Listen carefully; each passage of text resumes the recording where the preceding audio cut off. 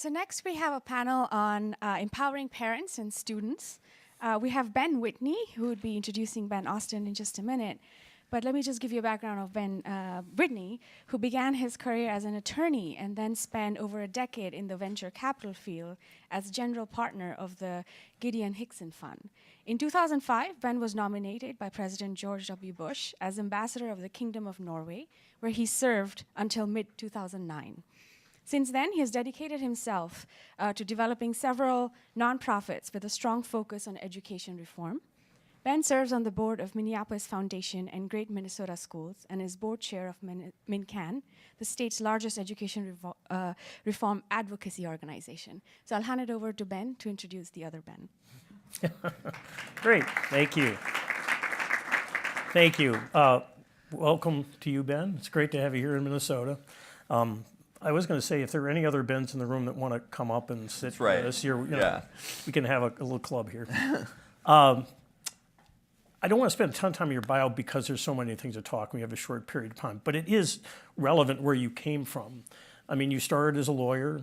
You high five for non-practicing. Yeah, lawyers. That's right. Well, I call myself a recovering lawyer. That's the way I do it.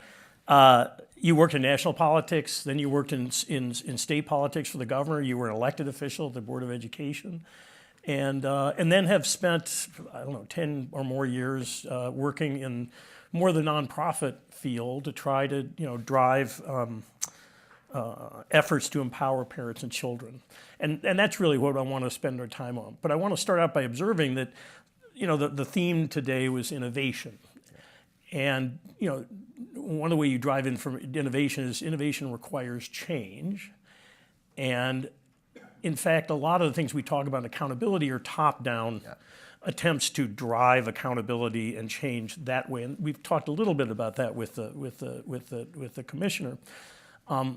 My question to you is, in this bottoms-up work that you have focused in, how did you get there? I mean, given your range of experience, how did you get to the place where you thought that was a place that you wanted to put your energy, and why is it important now? Yeah, thank you.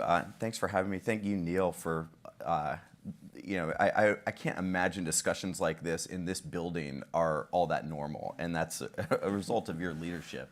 I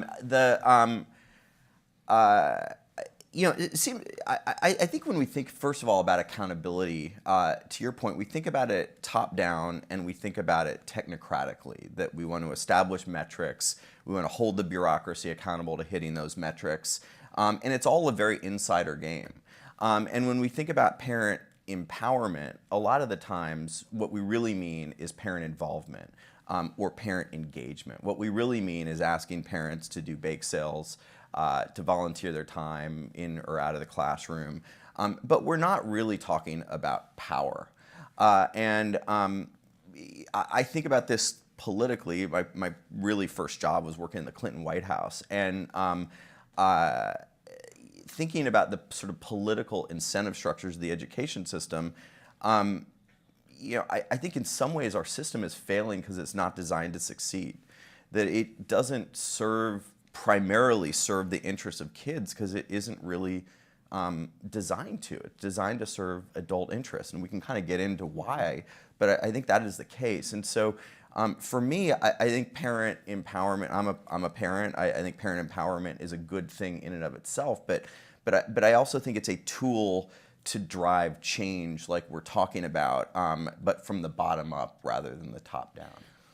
I mean, I want to get to some of the specifics because, Ben's been involved in some of the really most seminal and large-scale work on parent, sort of parent engagement.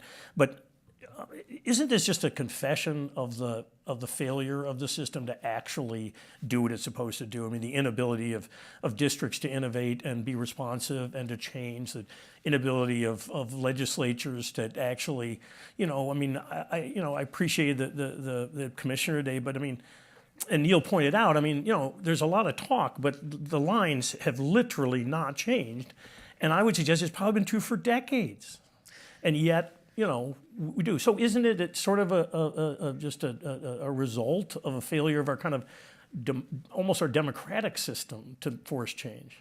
Yeah, I don't think our democratic system, is at least as it relates to education, is particularly democratic. If we include in that democracy the parents and the students that, in theory, the system is designed to serve. I'm a white, empowered parent. I live in West LA, and I send my daughters to a very high-performing school, on paper at least. And my perspective on this is colored by the fact that for most white guys, I've done more community organizing in low-income communities than the average parent at my school. And so in some ways, I have a real lens into my privilege on a day-to-day basis because I'm the school drop-off parent in our household. Parents at my school get things that low-income parents could never dream of. And we take it for granted. But at the same time, I find that we're very much on the outside looking in when it comes to major decisions that affect our kids, when it comes to the hiring and the management of teachers, when it comes to the curricula, when it comes to the pedagogy. And we're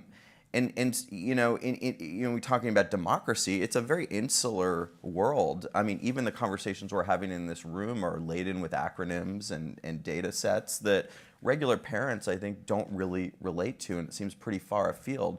And so, I think that at least a threshold issue to reimagining public education, to getting out of, as my oldest daughter, who has ADHD describes it, she describes her education experience as sitting in a classroom trying to stuff information into her brain. And that, I think, is endemic of, that might have worked for, the kids of 1983, but it isn't particularly useful skill set for the kids of 2018. And I think that if we really are going to be serious about what would public education look like if we were to hit the reset button and reimagine it just for the kids of today, we need to devolve power to parents and students to have a real seat at the table in these discussions, because in their absence, this is where we are. My daughter's school looks the same as my school, and my school looks pretty much the same as my parents' school. Yeah, I've always, I genuinely believe that, in fact, education is maybe the least innovative part of our economy, of our civilization, our nation and our culture, and I find that a strange thing, which is supposedly about learning. But let's turn a little bit to some of the direct projects you've done. You founded Parent Revolution, and it was the first way, and got a law passed that allowed for what's called generally a parent trigger. I'll only summarize to say it's a way for parents and children, parents and students in low-performing schools to force a profound transformation of that school. And it's a legal structure that gives that voice. Tell us about what were the obstacles and the challenges to that? What were some of the lessons learned from your experience with the Parent Trigger? Yeah, so in terms of passing it, my real lesson was that, and I think this is important for policymakers in this room, that windows for transformational change open and close more quickly than we can imagine or predict. I passed the Parent Trigger in December of 2009. That probably was the only month in California history I could have passed a law like that.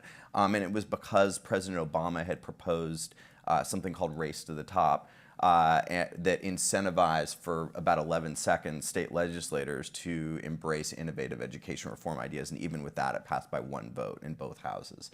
So in terms of the lobbying for the law itself and the organizing around that, when you see a moment, when you see an opportunity, seize it, because it's probably going to be your only opportunity.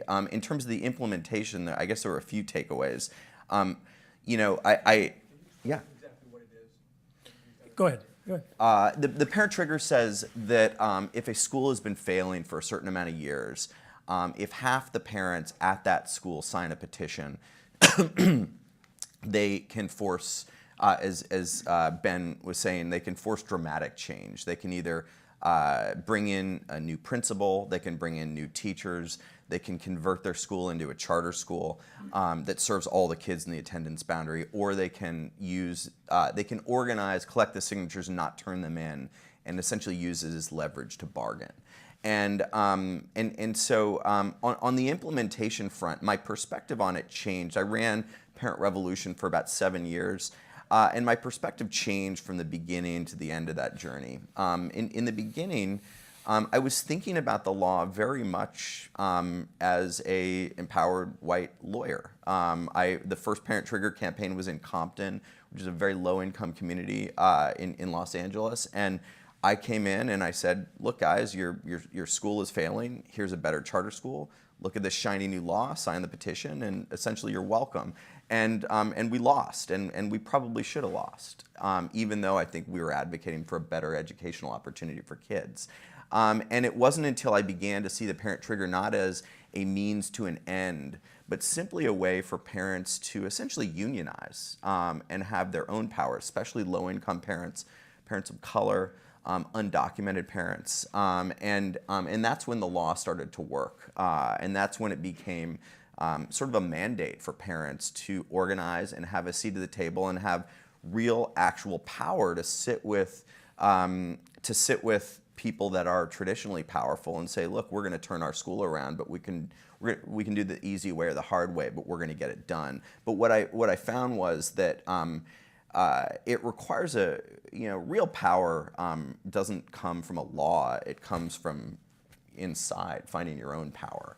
And that's what real community organizing is about helping powerless people find their own power. And so I think a legal right is absolutely necessary. I mean, people talk about parent involvement. Why aren't low-income parents in particular involved? I think they're not involved, engaged, or because they're not stupid. They're not, the ways in which we tell them to be involved, be on this committee, it's a waste of time. It doesn't add up to anything that results in a different education for their kids. And so I think legal rights for parents are absolutely critical. But even with legal rights, parents have to go on a journey and find their own power. And once they do, they can become fierce advocates for kids. So what did you do to help? I mean, Yeah. if you had to adjust your strategy, Yeah. what was it? Was instead of coming in with a prepackaged solution, when parents came to us, we helped them form what we called a parent union. And we gave them training in community organizing and in the kind of nerdy education policy that we're talking about today. And from there, we helped parents decide for themselves what they wanted to do with their power. And then we had their back politically. And I think one of the other lessons that we found was how everybody in theory is for parent power, but when parents actually have power, it scares the S out of people. There were the first Parent Trigger and in the second one as well were led by, we wrote the law specifically so undocumented parents could sign. And some of the defenders of the status quo figured out that if they could knock out the undocumented parents, if they could just scare them, they would get us below 50%. And so I literally had to sue a whole school district and a teachers union to prevent them from threatening their own parents with deportation for signing a Parent Trigger petition. We won, but it was a real proof point to me that when you get into the realm of actual power that matters, there are fierce defenders of the status quo that will, there are very few legal, ethical, or moral lines that they won't cross to defend their power. How many schools have pursued the trigger in California? About 12. I'll just say it, the teachers union in California, I'm not on their holiday card list. And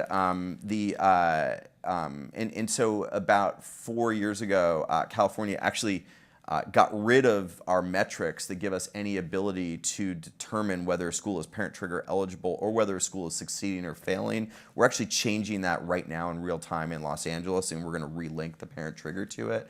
But the schools that have done it, have largely been successful. The latest school that did it, is the most improved, called 20th Street Elementary. It's the most improved school in the entire LAUSD out of 500 elementary schools for 2 years in a row. And in that school, they didn't go charter. They didn't even change the teachers. But empowered parents worked with the district and the school to just change the way pedagogy was working at the school, and they're hitting it out of the park. Wow, I mean that's exciting. I want to make sure I want to spend a lot of time for questions for you. I'm sure there will be. Let's talk a little bit about Vergara and then the Kids Coalition, which is another of. And I may be wrong, but it may be linked. First, as Neil suggested, I'll let you define it. Try to explain it quickly. But it seems to me they're linked in the form of Vergara didn't actually succeed, and it was struck down by a higher court, and that led to your effort to create the Kids Coalition. But please explain those two and tell everybody about your experience. Vergara was a civil rights lawsuit I worked on in California around teacher employment laws, but it was fundamentally about establishing a new constitutional right to educational quality, which Neil mentioned at the outset this morning, and to use that to invalidate teacher employment laws that make it statistically much more likely that low-income children get a low-quality teacher. We won at the lower court level that allowed us, we won at the lower court level, but it was ultimately overturned at the Supreme Court. My lesson, and you're right, Ben, there's a through line there. My lesson in that experience was that, like Ben, I am a happily non-practicing lawyer, so I wasn't litigating that case. I was using the leverage of the victory at the lower court to lobby for kids first teacher employment laws. And what was interesting to me about that, and I think a lot of people in this room have probably had the experience in one form or another of essentially lobbying on behalf of kids. My experience at least has been that if you're in a closed door meeting with a legislator or a politician and you say do the right thing for kids, unless they're a real activist, it's not very convincing. But with Vergara, it was different because I was able to say the protected classes in this litigation are low-income children and children of color. And under this court ruling, until we lost and I got kicked out of our state capitol, essentially, I was able to say, you don't have the power anymore to just rewrite this law with the same transactional legislators. You have to write it in a way where you can prove in court with data and evidence that you could submit in court that it was written to serve low-income children and children of color. And if you can't do that, I'm going to keep suing you until you learn how to write laws to serve kids. And what was eye-opening for me was how different those closed-door conversations were, how the sort of constitutional sword of Damocles altered the political physics, where all of a sudden arguing for kids had real political leverage. And legislators who would not otherwise have given me the time of day were working with me on a deal. And so when we lost, easy come, easy go when you're kind of swinging for the fences. But my takeaway was, okay, I've got to go now rewrite the Constitution. In California, you can do that through a ballot initiative. Right now, I'm working with the superintendent of LAUSD of the Los Angeles School District to create a new legal right for students in Los Angeles that could be the intellectual jumping off point for a constitutional right. And you could do it one way or the other. You could do it, as Neil said, establish a right to a high quality education.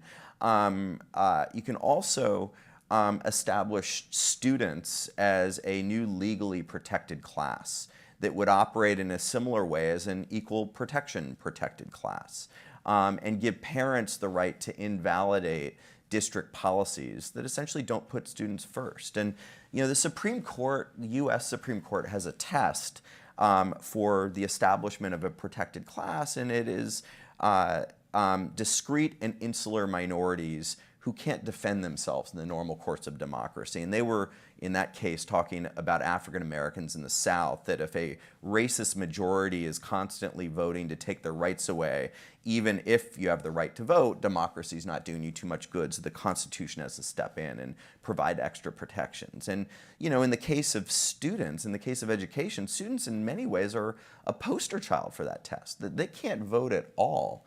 And they have really no power, no formal way to engage in the political process to advocate for their interests, even though The policies that are passed by legislators directly impact their future. They're mandated to go to these schools, but they're really on the outside looking in when it comes to policy making that impacts their future. So for me, the through line is that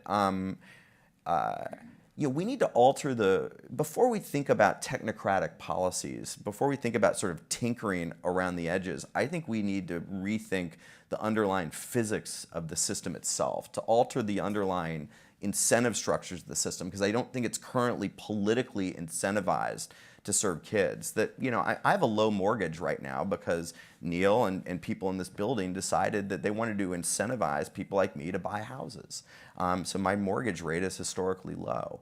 Instead of thinking about this through the lens of monetary policy, I think we can just think about this through the lens of political incentive structures. And the political incentive structures as it relates to education are not to serve the interests of kids, even though 94% of voters in California believe we should make policy rooted in what's good for kids.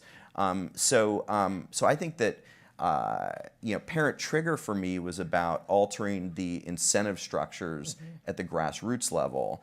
And the establishment of a legally protected class of students or a legal right to a high quality education is about altering the incentive structures at the policy making level, all oriented towards serving kids. And the last thing I would say is that you don't need that for all government programs, because some government programs serve a constituency that is powerful enough to defend itself in the normal course of democracy. I think about the Social Security Administration serves a constituency that votes, and politicians listen to them, and they're powerful enough, and that's why Social Security benefits are not generally cut. Education doesn't serve a powerful constituency. So I think if we really want to reorient the education system to serve kids, and we really want to reimagine it the way we're talking about today, I don't think we can do that until we alter the physics of the system itself. Well, I love your revolutionary attitude. There's about 50 questions I'd like to ask, but I think it's more important for the audience out here to ask. So, who would like to speak? Great. Good morning still, yes. Yeah. I have a lot of questions, and I will make a disclaimer that I'm still formulating my thought. But I have a question around, first I want to appreciate the calling to light the need for a shift in the balance of power in the educational decision-making process.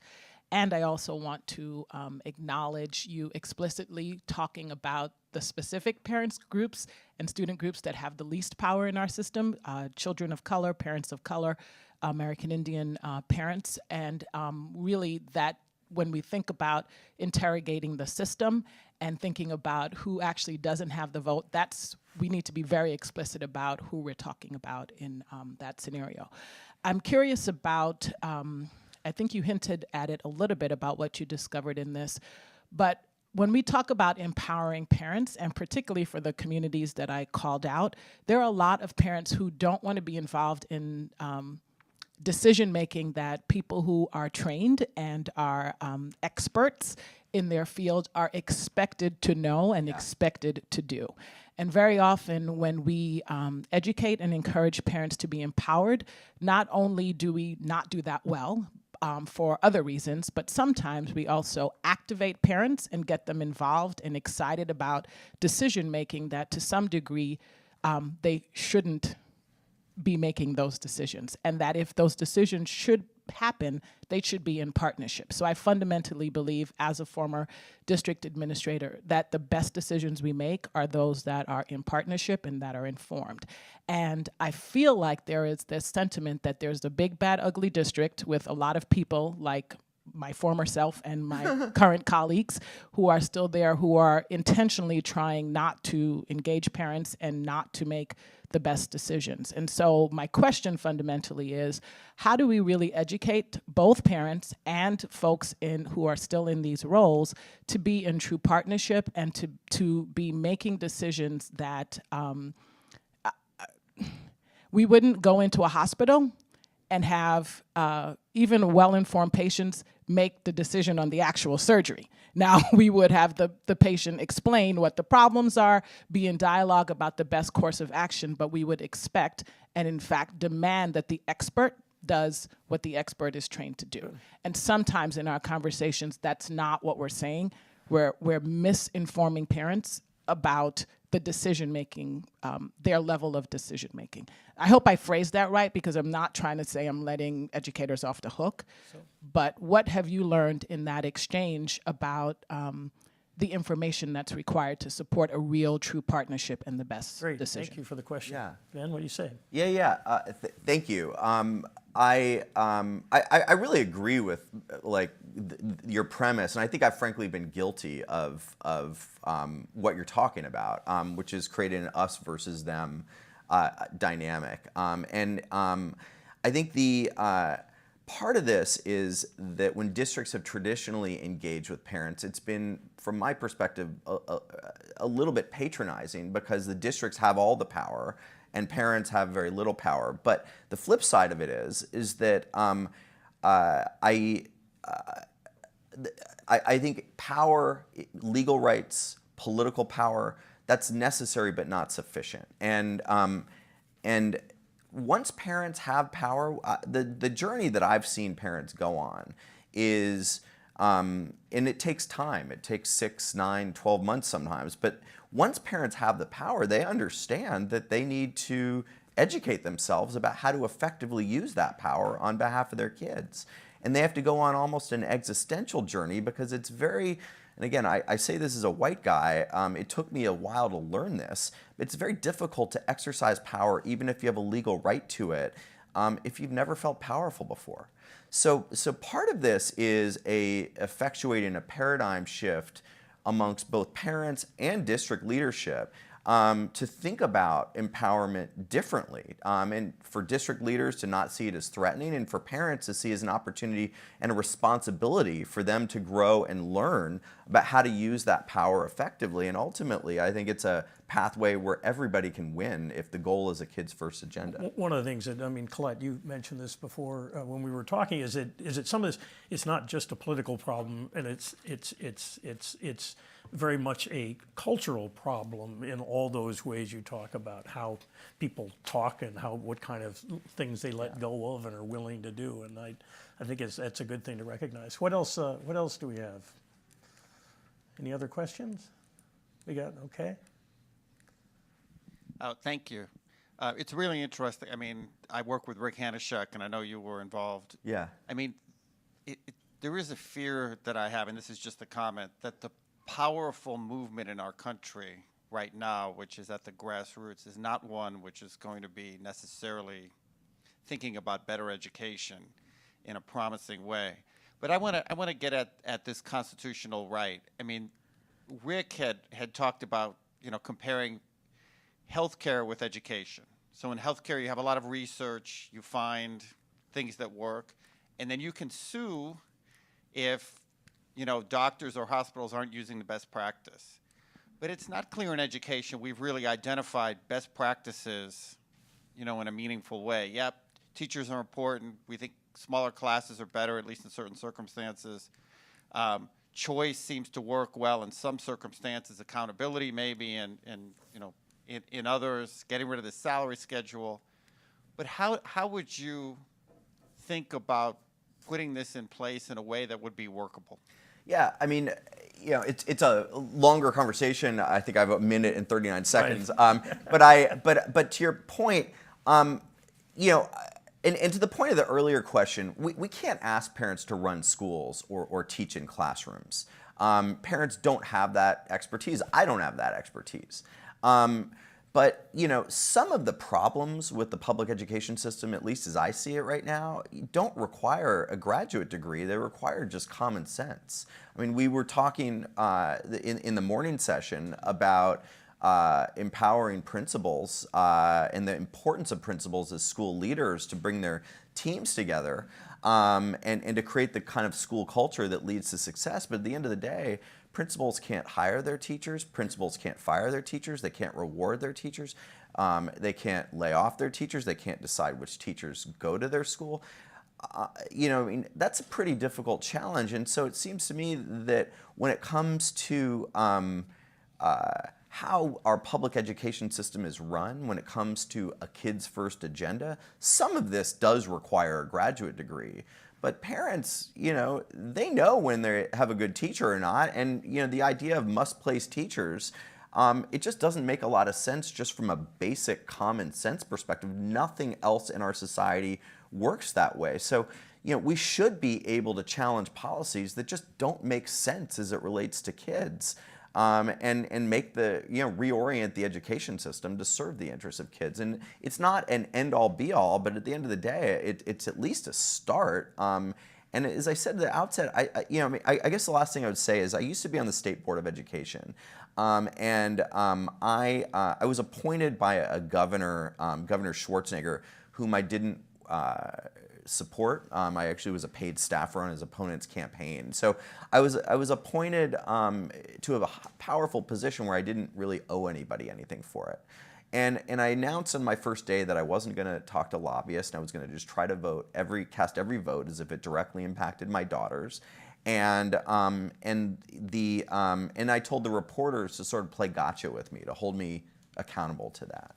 And very quickly, even though my background is in Democratic politics, I pissed off the teachers union, voting on just what I thought was basic accountability measures. But I also voted to shut down a bunch of charter schools I would never send my own daughters to. And pretty quickly I realized there was a line of lobbyists in the front row of every meeting for not just teachers unions and charter schools, but administrators unions, textbooks. I mean, you guys know the whole game. Some of them would overlap with the interests of kids. No one was lobbying against kids. But I just felt little to no political pressure, raw political pressure, to always vote for the interests of kids. And so, that's the through line for the sort of mad scientist work I've tried to focus on, which is how do we change that? How do we change it so that people in power feel basic political pressure to do the right thing for kids? Because I don't think that's the way our current system is currently oriented. Great. Well, Ben, thank you for sharing all your insights, and we hope you come back to Minnesota soon. Yeah, thank you. All right. Thanks, Ben. Yeah.